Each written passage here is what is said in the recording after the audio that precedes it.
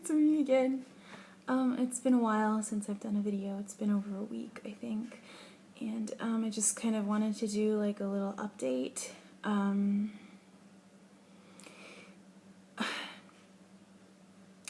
Basically, I've been doing a lot of thinking and realized that I am probably going too low on my daily calories.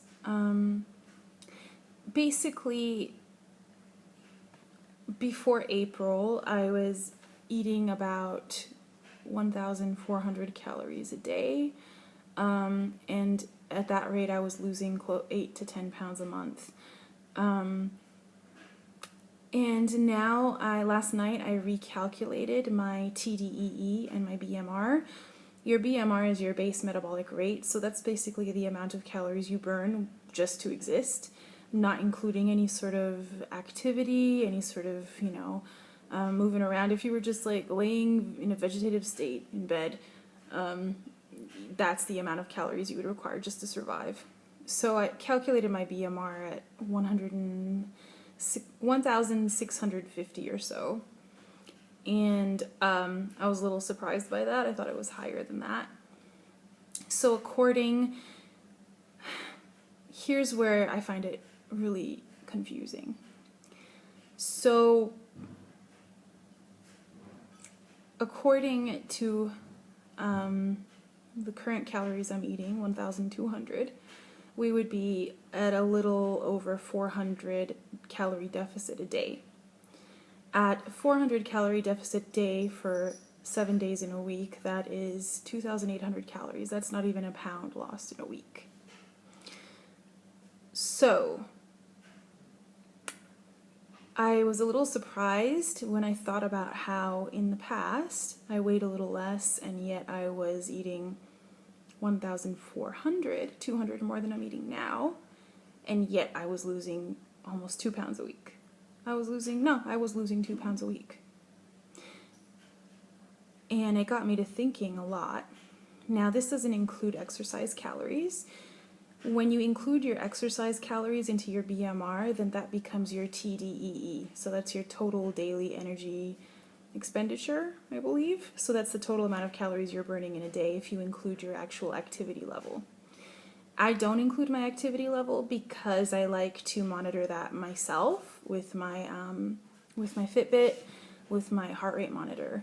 I write down. I always input, how many calories I burn, and no matter what calories I burn, I eat back those calories. So I never go below how much I should be eating in a day. So let's say I've eaten 1,200 calories. I work out, I burn 300 calories. If you don't eat those 300 calories back, then that means you'll have only eaten 900 calories in your day, which means you're starving yourself and you don't want to do that. So I would eat back those 300 calories.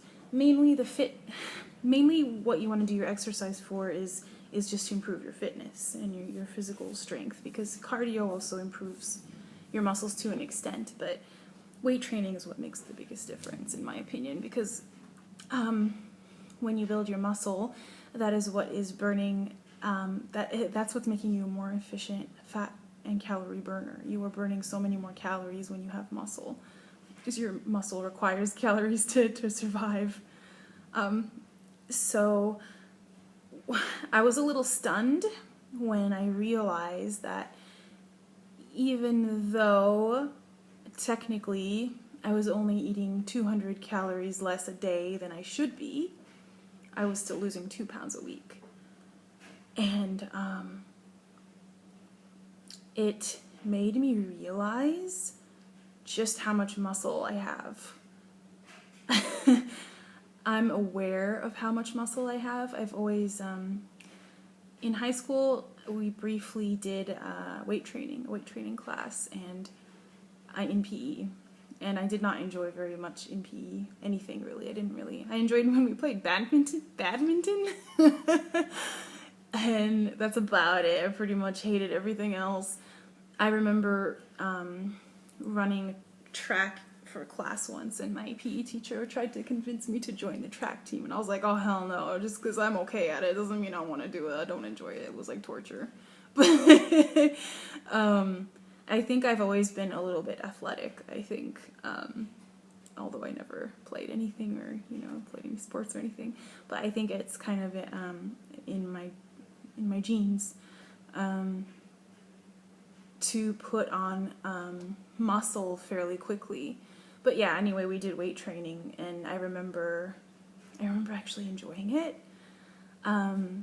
I wasn't like super into it, but no, I actually enjoyed it because I was able to just like completely focus on what I was doing. And my PE teacher, I think at the time, noticed that as well. So it's kind of funny, I guess weightlifting was always in my blood. But yeah, I just, I'm aware of how much muscle I have. I can feel it when I'm laying in bed. Like I like to kind of just massage like my thighs, and I have a lot of like leg issues, and I just like to massage like the muscles as much as I can. But like I'm lying there on my side, and I'm just kind of massaging the side of my quad, and I'm like, holy shit, it's like an iron bar in there.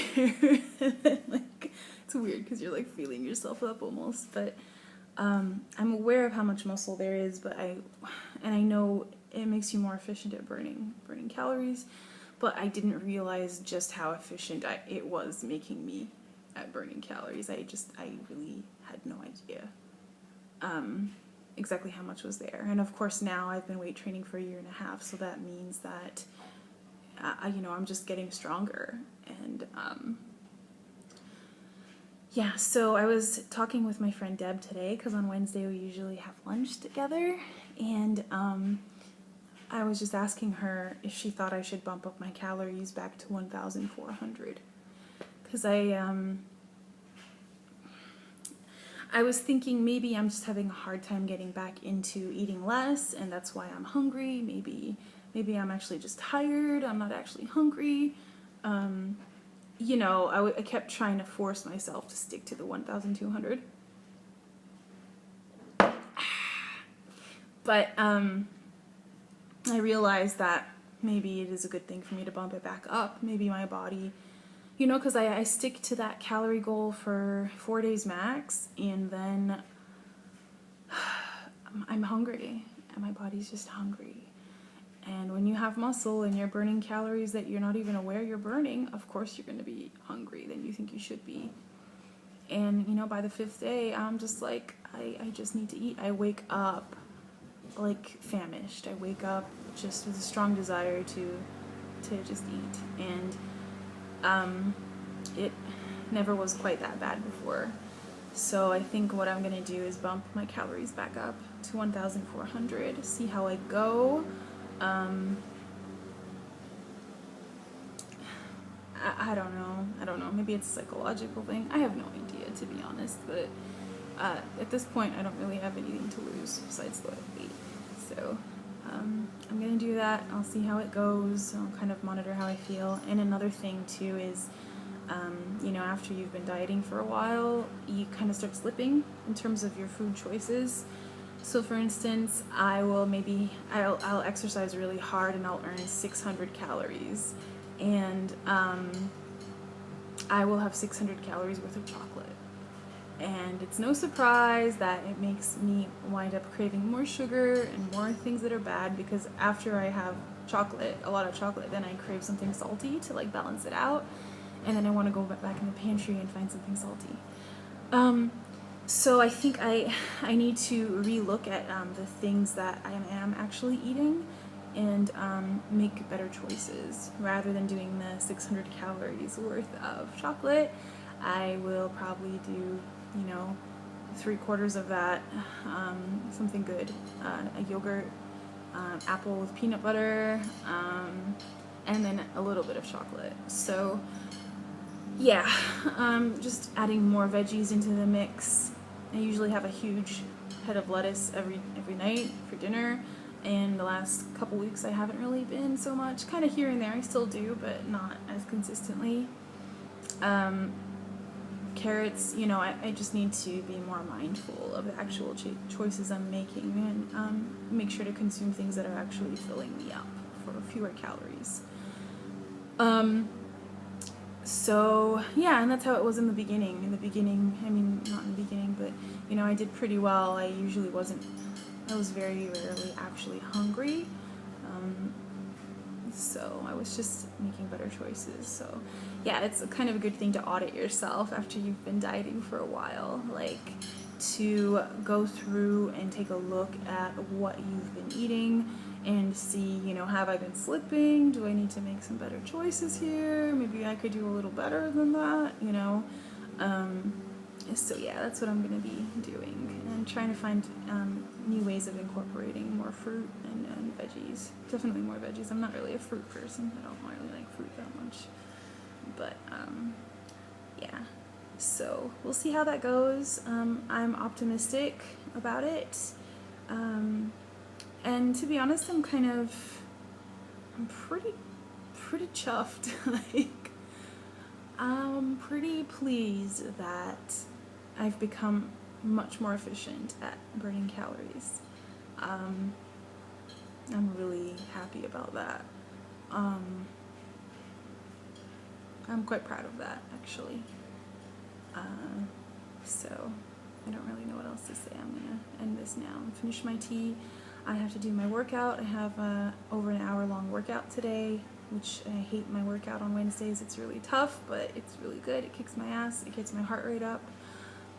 After that, I do abs, and then after that, I have to get ready. I have work at the diner tonight, which will be good. It's a lot of running around. It's really physical. You know, you're on your feet the whole time and working up a sweat. So I look forward to that. Yeah, but that's it. I guess I rambled a lot. It's probably really boring and uninteresting, but if anyone wants to know more about like the mechanics that go into, you know, it's like a numbers game, and I just hope that this adjustment makes a difference for me, at least psychologically, because I feel like when you look at 1,200, it's kind of like, ugh, and maybe that makes you feel more hungry as well, because you see how little of a number it is. So maybe bumping it up a little makes me feel a little bit less like I'm depriving myself. But yeah, we'll see how it goes. At the end of the day, I just have to stick to it. Another thing too, I'm going to start to have tea before bed, because I think it might help to cut down a little bit. You know, whenever you drink anything hot, it really fills up your stomach, and it can be a really good appetite suppressant.